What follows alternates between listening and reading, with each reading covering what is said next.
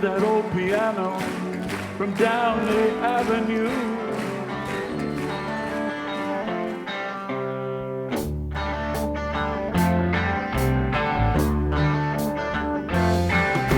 Welcome to this latest edition of the Cranky Curmudgeon's Corner. My name is Paul Thomas, and this episode we're going to be talking exclusively with Judy Donegan, talking about various topics, Minneapolis, No Kings, Pam Bondi, oral arguments. But first thing I want to talk about, Judy, is the camera phone. The camera phone is a tool that we saw used by the residents of Minneapolis to document all the criminal activity they were seeing that was perpetrated on their neighbors by ICE agents and border security. So one of the things that I recall about the camera phone was that when Derek Chauvin murdered George Floyd, he would have gotten away with it unless that camera phone was there recording the whole thing.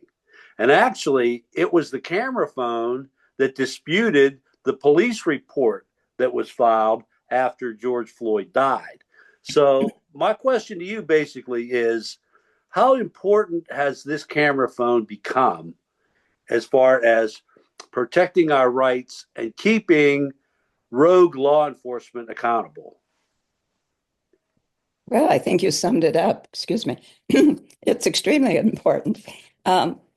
It's I mean, the response, of course, of Kristi Noem and other people after, say, Renee Good was killed, was to blame her, which, and actually, did they call her a terrorist? They tended to Yeah. call everyone a terrorist, did they? But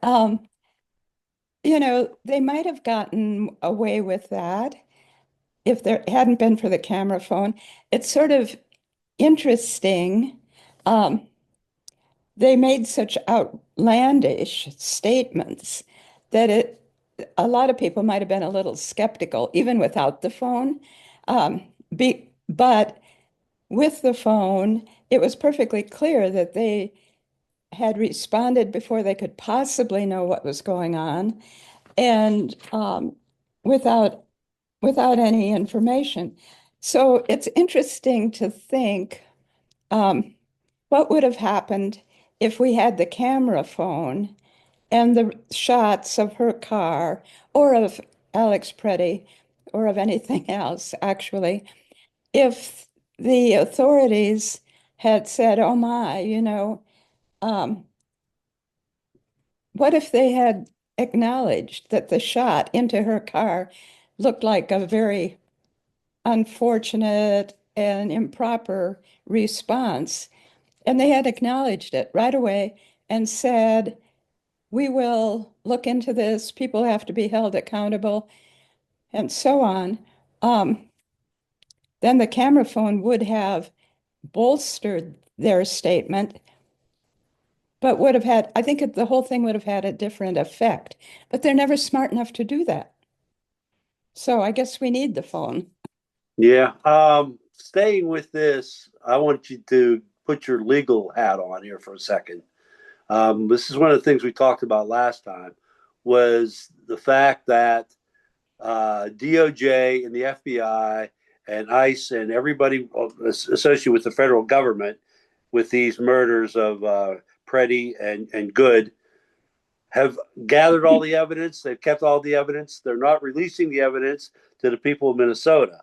So the question that I asked the other panel was, without this evidence that has been confiscated by the feds, is there still enough for the local authorities, which would be Keith Allison and Mary Moriarty, to prosecute based on the evidence that we have on the camera phone? Is it enough? Should they bring charges based on what they have just with the camera phone documentation? Well, the camera phone plus eyewitnesses. Right. Yeah, that too. And also they would, I don't know exactly what they have access to, but um, just it seems like, they can tell the direction of the car, where the guy was standing. Um,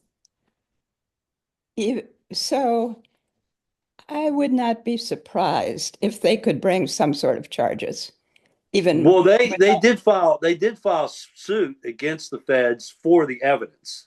they That did, yeah, I think it was last yeah, week they filed right. that suit. Um, yeah, I think they could, but that's just me. It seemed that the Derek Chauvin conviction was purely based on that as well. Although they had everything, the prosecutor did have all that information, all the Yeah, evidence. that was state, entirely the state Yeah. and the local police. So, um, yeah, I don't know. I just hope that uh, they prevail in the lawsuit and they get the rest of the information.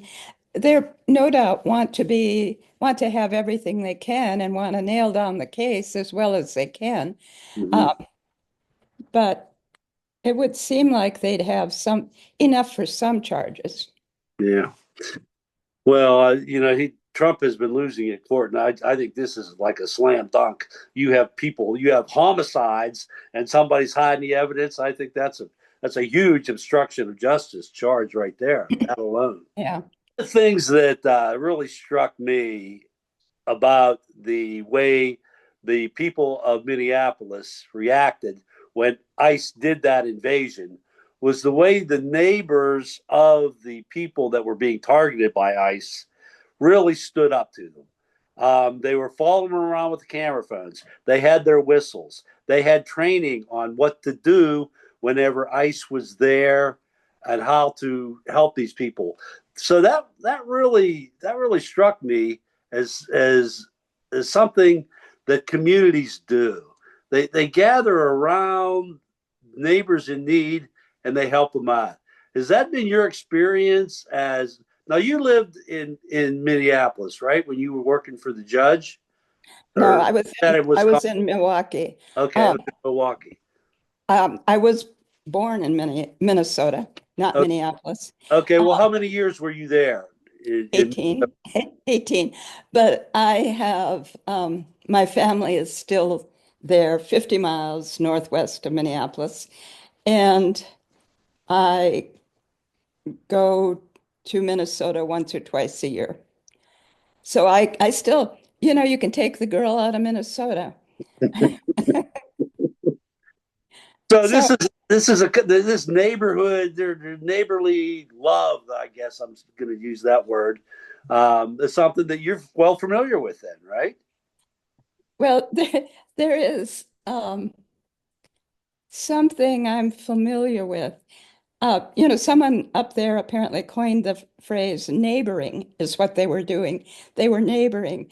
Um, and I just have a lot of thoughts about this, which will probably mess up the program. But No, go with it. Go with it. We want to hear those thoughts.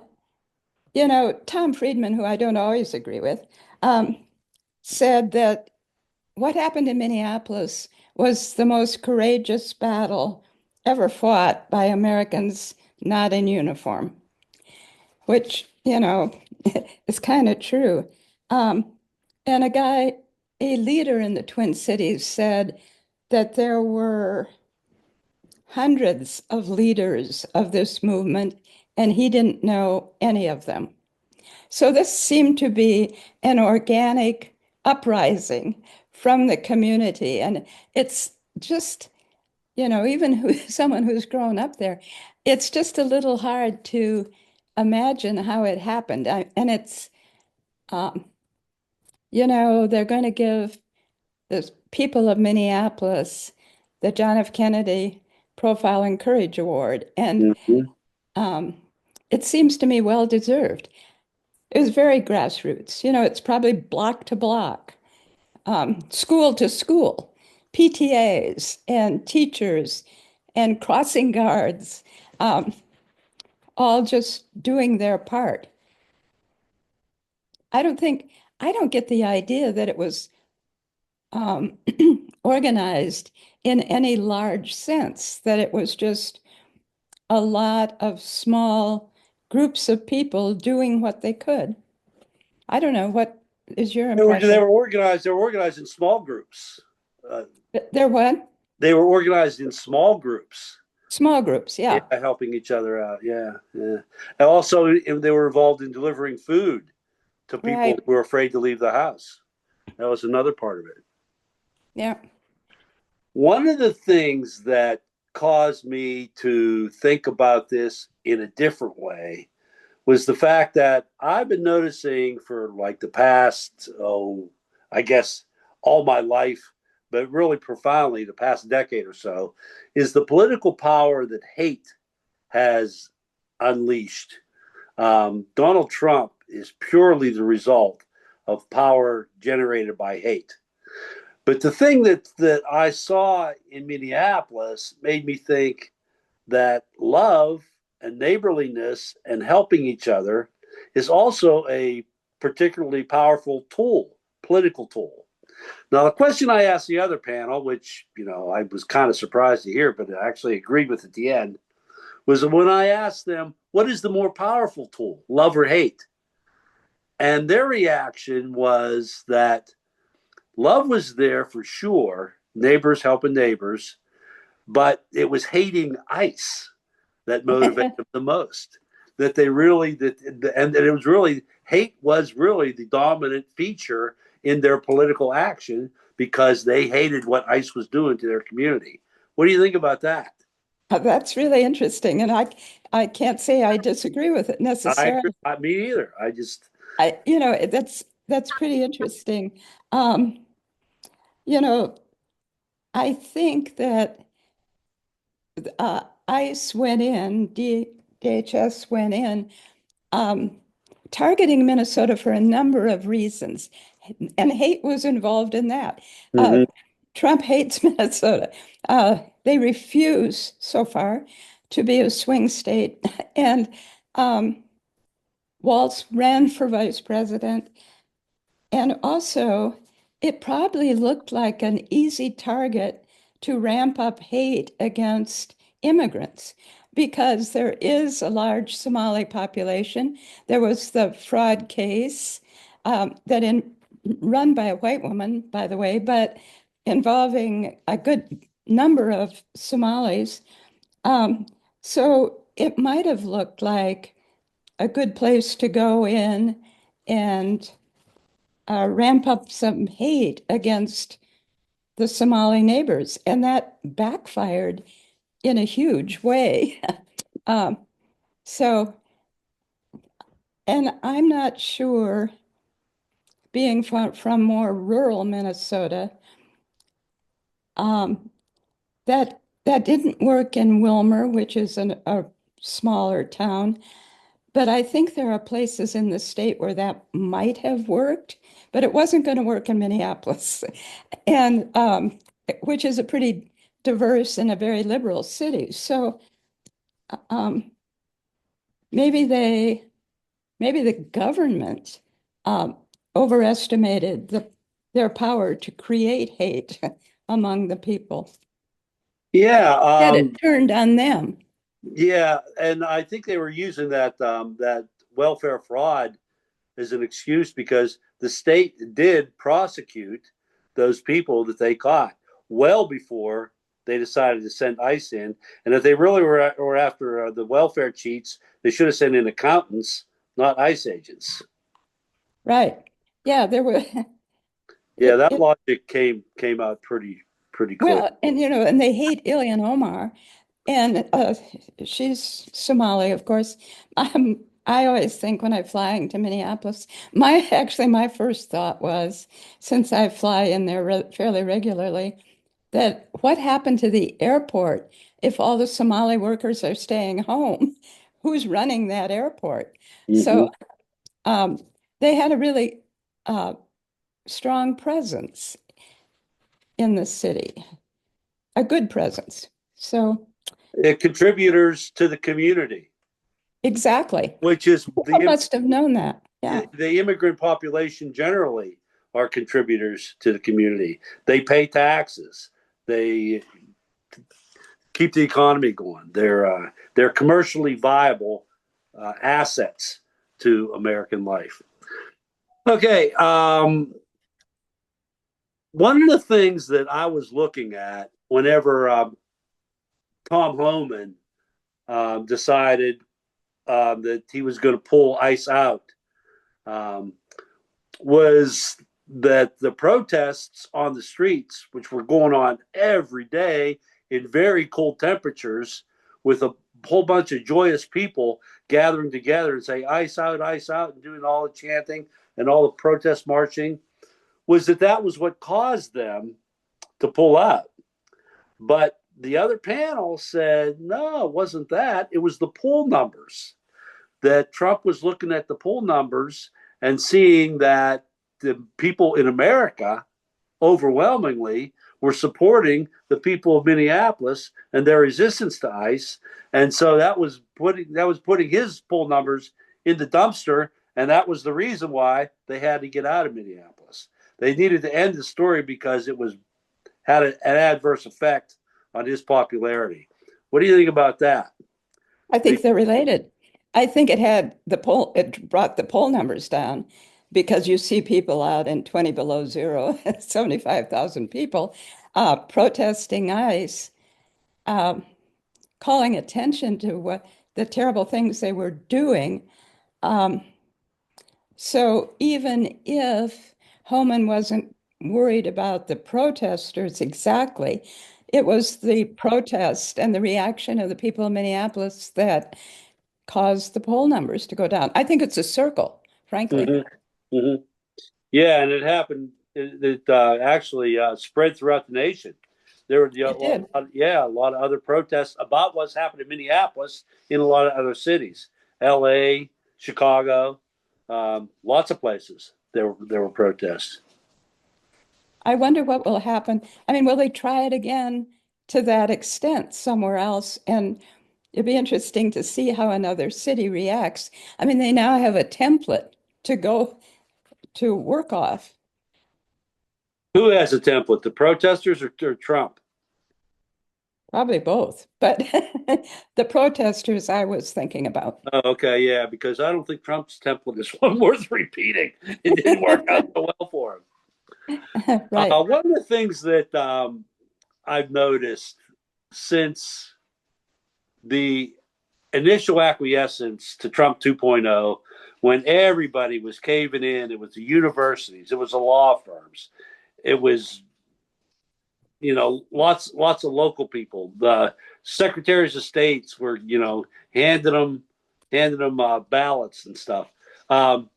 Was that whenever it got to the point where people were willing to stand up to him, like in the courts, in some of the courts. A lot of the courts were initially giving Trump everything he wanted, especially the Supreme Court. But when people were starting to stand up to him, like with the tariffs and just a whole lot of other things, protests in the streets, lawsuits being filed, people were just saying no way. Trump had to back off, which got him the term taco. Trump always chickens out. And it seemed to me that was a pretty good template word that you used to keep Trump from taking over. Because whenever they caved into him, it seemed like he was emboldened just to ask more. It's like the mafia boss that, you pay him something, well, he just wants more. So he's going to ask for more. The bully that wants your lunch money. You keep giving him lunch money, he wants more. But if you hit him in the nose, even if he kicks your ass later, he's still going to be more reluctant to try to get your lunch money. So is standing up to Trump the best way to stop the onslaught of his cruel behavior? Might be the only way. And what I don't understand is why people aren't doing it. I mean, people who have power. Like, I think back to the courts, I think district court judges are doing an amazing job. I agree with that. And things go bad when they get maybe sometimes to the appellate court, but the Supreme Court, it'll be interesting to see about today. But why do people cave? Why, why, why do Republicans in Congress not understand that they have a responsibility to stop what this man is doing? And I'd like to think there are secret conversations there that, we've got to do something, but I don't believe there are. I mean, are they going along with it because it benefits them in some ways, that they really like being insider traders or something? But, and why is the media caving in? CBS News has gone terrible. Tony DeCopel, who's the new fresh-faced anchor of CBS News, he actually just said the other night, point blank, that it was Democrats that were refusing to fund TSA. There was no context given. There was nothing. It was just the Democrats' fault on national news. Well, he was following orders from his boss, obviously, right? Well, yeah, but why? Okay, why are the bosses caving it? I don't understand it. I don't understand how grand juries can stand up and not indict, and big corporations will, and big law firms, universities, everyone caves. No, not everyone. It's an exaggeration. But Well, yeah, but one particular judge that you and I have been having a communication over is that lady down in Georgia, I think, that signed Florida. with Florida.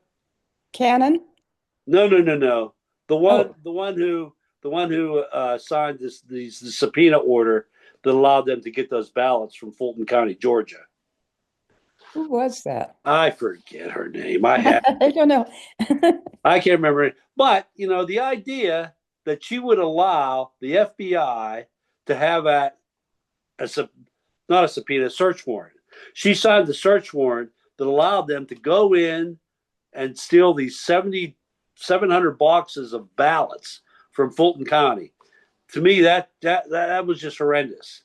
When they had no evidence that any fraud was taking place, they were going back to the old, well, this election was stolen, so this is why we need this, the 2020 election. That was just one example. I know I've been harassing you about it. I just have given you a lot of grief over it because I just was wondering what the procedure was. I kept calling her office and say, and she would never, I would never got a chance to talk to her. But She was a magistrate judge. magistrate judge, yes, yes. Yeah.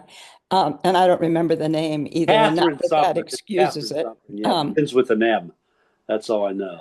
But that's Well, another good example. I mean, there's no reason why she needed to give them that, approve that search warrant for them to go and take that. What are they going to do with all those ballots? They're not going to count them. It's just they've intimidation. been counted many times. Yeah, right. Yeah. But Okay, they're not so all good. They're not all good, Paul. District judges, magistrate judges. But if you look at the whole judiciary, the district court judges, the trial judges are doing better than anyone else. yeah, they're another reason why there's hope. That, it could be stopped. What I really would like for them to do on the Supreme level is read those rulings that the district court judges are issuing instead of letting the shadow docket say, we'll put a stay on it. We're going to stop. Okay. They're not even read them because they're very logical, and they should be considered anyway. Okay. Next question has to do with us, the people. Whenever I found out that Trump won in November 2024, I came to the immediate conclusion that, we, the people, are responsible for allowing this to happen because there is so much evidence of the horrible man he was based on his first term and what he did at the end of his first term, which was ordered an assault on the United States Capitol.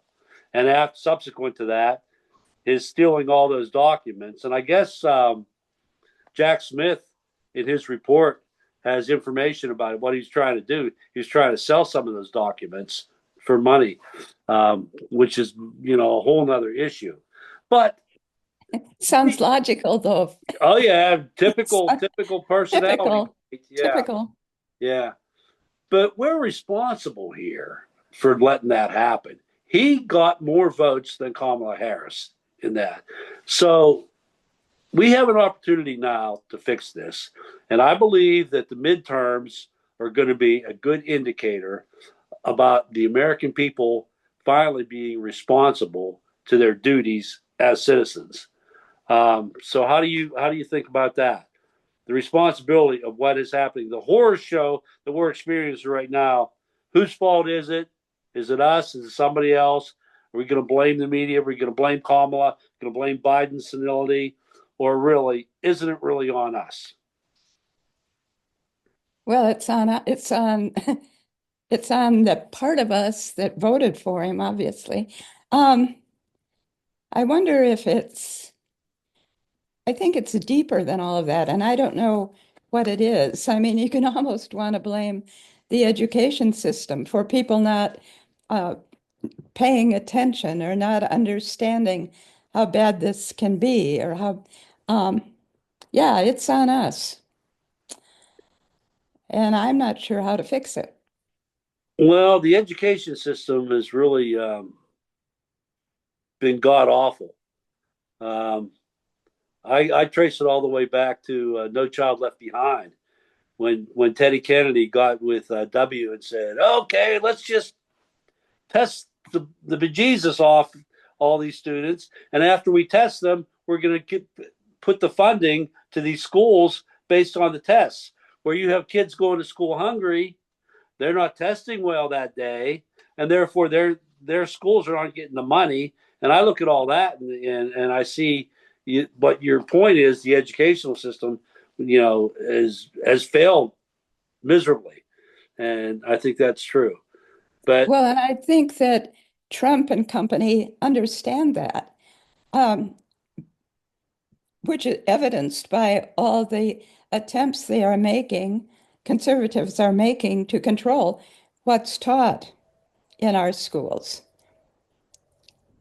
right, the Oklahoma law, the Ten Commandments have to be on display, things like that. Yeah, it's awful. Yeah, they were going to do that here too. And I was really wondering if my 16-year-old grandson was about to commit adultery. I don't know.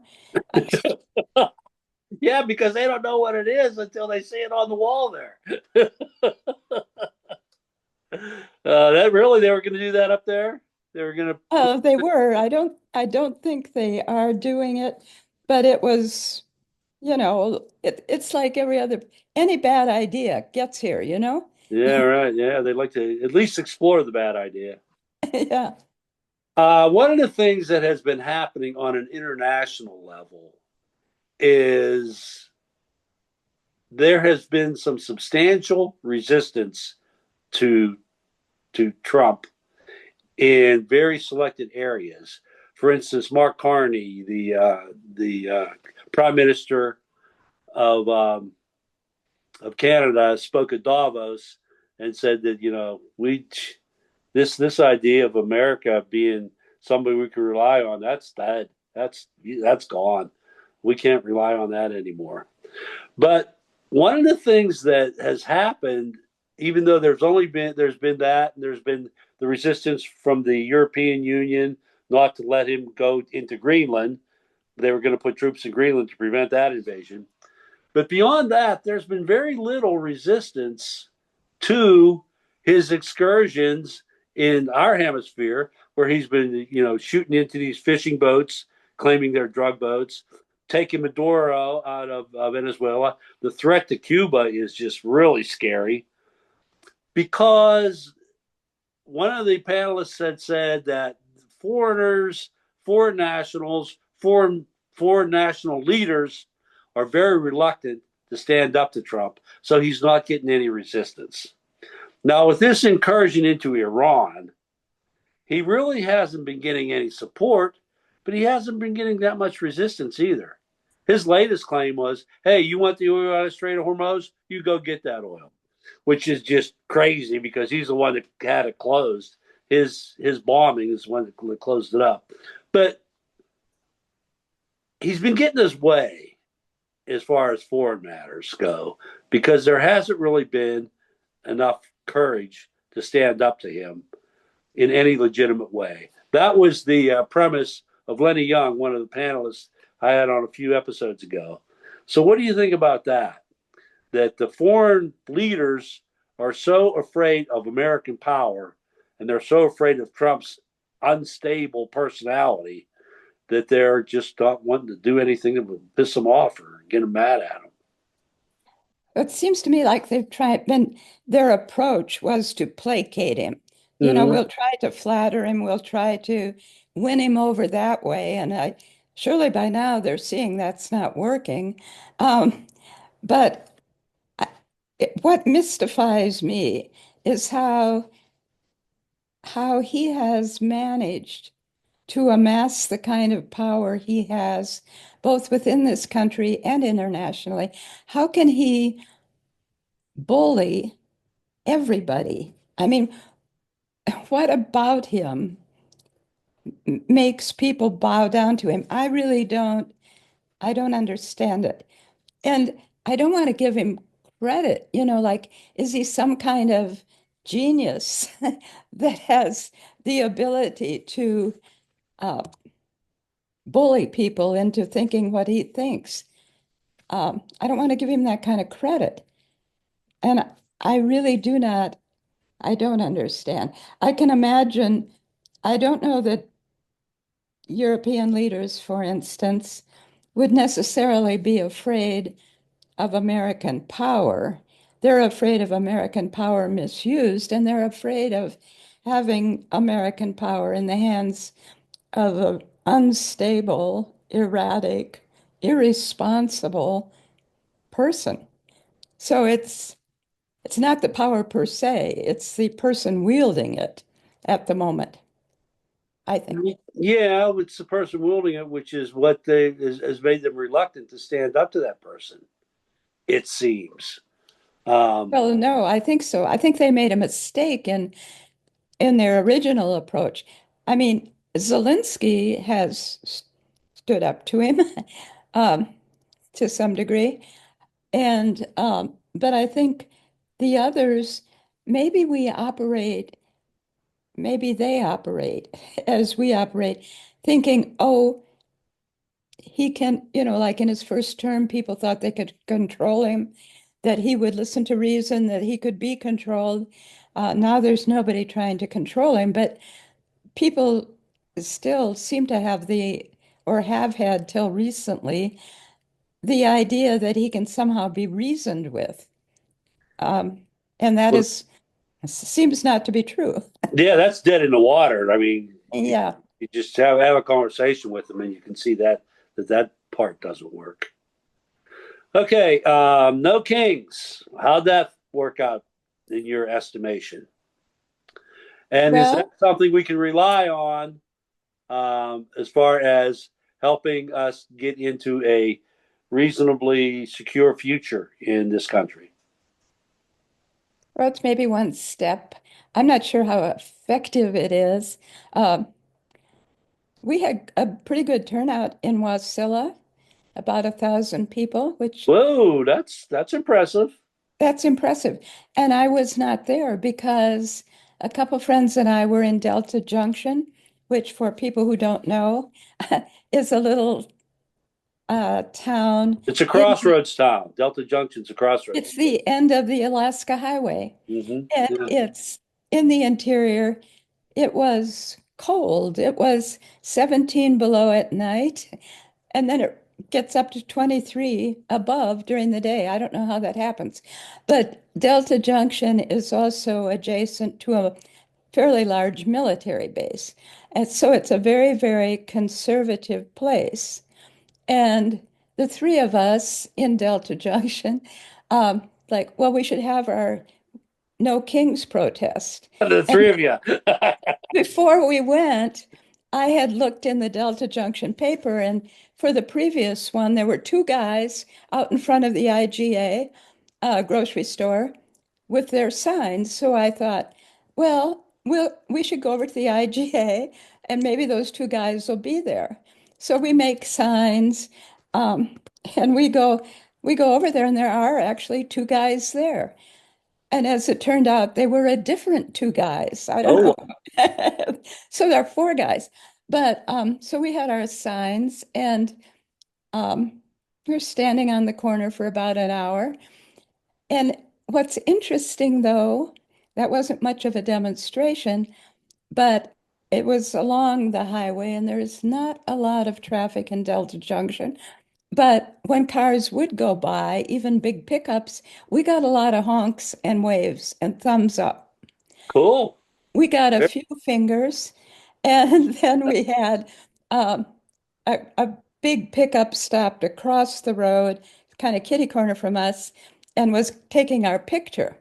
So one of the local guys said, well, you're going to be on Facebook with really nasty comments. And that never happened. But yesterday in the newspaper, the Delta Wind online, there we were in the newspaper. And it was sort of funny. It was like a three-line caption that said, there was even a No Kings protest in Delta Junction. The protesters did not look familiar. So You uh, were outside agitators, they is were, what you were. well, I think that, George Soros paid us $300 each to go up to Delta Junction. But anyhow, then they said, when asked where they were from, they said here. And I don't know that we said that, but then the caption says they acknowledged being from Wasilla. And of course, we all know Wasilla, and it's not exactly a hotbed of liberalism. So anyhow, it was just sort of my funny experience with No Kings. And, who knows if something like that does some good? Because why were all those people waving and honking and secret? They weren't standing with us, but they were They maybe, acknowledged they knew enough to acknowledge what you were up to. yeah, they knew what we were doing. Yeah. And yeah, I don't know. That's a little irrelevant to your question, but it was a No, very, it's not. That's very relevant. That's very so I think showing that 8 million people will come out all across the country does reveal the extent of the dissatisfaction with what's going on. And I don't know if that's enough. Um, if we got all 8 million of those people to vote, for sure. But these yeah. are We have to couple that with the midterm election results. So exactly, that, yeah. speaking of which, what's the landscape like up there for this? Is Mary going to be running against Sullivan, Yes, she Senate is seat? running. She's running. And she's leading in the polls. Wow, She's really? leading by 4%, Okay. 52 to 48. Oh, I Um, hope she wins. Wouldn't that be something if we had a Democratic senator from Alaska? well, and I don't know that the national people were at first were, putting her in that category or putting Sullivan in the category of people that were in trouble. And they're not doing that so much anymore. But I think she could win. Okay. Sullivan's not popular, He's but kind of a carpetbagger, isn't he? Isn't he he's from from the Ohio. Yeah, yeah. Yeah. his family is Rust-Oleum in Ohio. Yeah, the DAP caulking enterprise. What about the House seat? There anybody running for the House seat? Yeah, I don't even know who. Uh, Begich is the guy in now, right? yeah, and he's bad. He's the bad baggage. Um, but no, I do know who's running. The or there are many people running, but one of them, and perhaps the most prominent, is the pastor of the big Presbyterian church in Anchorage. And he's not a fundamentalist Christian. He seems like a pretty decent guy, but I don't know what his chances are. Well, you still have ranked choice voting too, right? Yeah, yep. So far. Yeah. Now, how does that work in the? You still have your primary, right? The primary, don't ask me to explain this. You need Pat. I know it's complicated. The primary and the general, I don't different think rules apply. the primary, you just get a list of people and the top people run. Okay, all I right. don't know. Then you go That's into a good ranked choice. explanation, Judy. We'll leave it at that. Yeah, yikes. All right. Well, Pam Bondi is no longer the Attorney General. Do you have any comments on what caused that dismissal by her boss? Epstein files. And maybe she wasn't mean enough. God, how is that possible? Yeah, I think that's it. Maybe she wasn't mean enough. In the Epstein files, she just she was unable to stop the momentum that the survivors and all the other people that are pushing it, and I think that's what it is. And do you think that the new guy, whoever he happens to be, is going to be able to stop that momentum?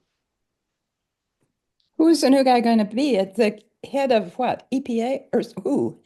Lee Zeldin is the name that was floated, but this just Right. happened today. Um, I don't know Todd anything Blanche about is it. Todd Blanche is going to be acting, but I heard that he's not being considered for the Oh, that's job. kind of funny too. Um, no, I'm I'm man, that woman was hard to stomach. Um, and of course she's being kicked upstairs, just like Christy Nome. Um, Did he name another position for her already? well, I don't know if he's named it, but there was some statement that he wanted her in the administration and thought she was a wonderful person and he just, Yeah, all good that kind of friend. stuff. Yeah, called her. Good. All that stuff. Yeah. All right, the oral arguments that occurred yesterday. Did you get a chance to listen to them? I not Birthright only citizenship. listened, but I read the transcript. Whoa. Okay. Yep. What do you think of? Do you believe that they're going to do the right thing this time? Oh my God, how can they not? But I guess they could find a way. Uh, yeah, I have a lot of thoughts about it. Are you interested? I am very interested in. In fact, I've been pestering you about this for months now. In fact, I needed you to tell me when the date was, which thankfully you did. Oh, that's right. April Fool's Day. Yeah, April Fools.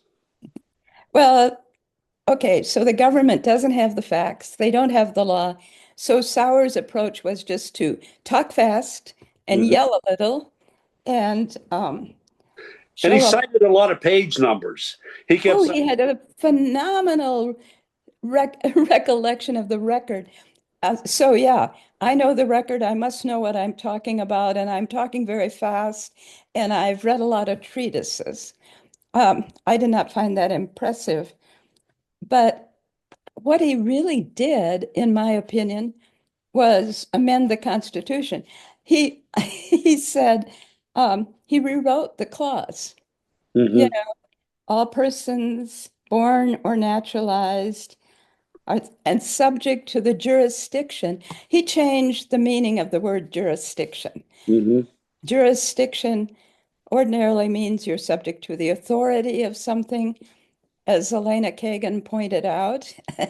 And he turned it on its head, that it was allegiance to the, right. He went from jurisdiction to domicile to allegiance. He tried to well, he, make those three connections, three words. well, he connected them by, he must have recognized that if jurisdiction here means allegiance, and that we're talking about babies, Mm-hmm, because they are asking only that this apply prospectively. So that means babies. right. Now, he must have even understood that to say that a baby has to have allegiance to the country makes not a lot of sense.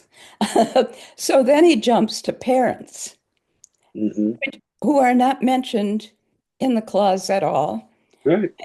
And the parents have to have allegiance to the country, and that is demonstrated by their domicile, being domiciled here. That word is also not in the clause. So he basically just rewrites it. And then he relies, there's that old case, Wong Kim Ark from the late 19th century, that says that a baby born to Chinese parents in the United States during a time when Chinese people could not be naturalized even, that baby is a citizen. That's a pretty big hump to get over, And Hmm. he does it by concentrating, as you say, on the fact that the Chinese parents were domiciled in the United States. They were living here. And he seems to mean that that means who are living here permanently. Sotomayor pointed out that those Chinese parents returned to China, but never mind that. And that so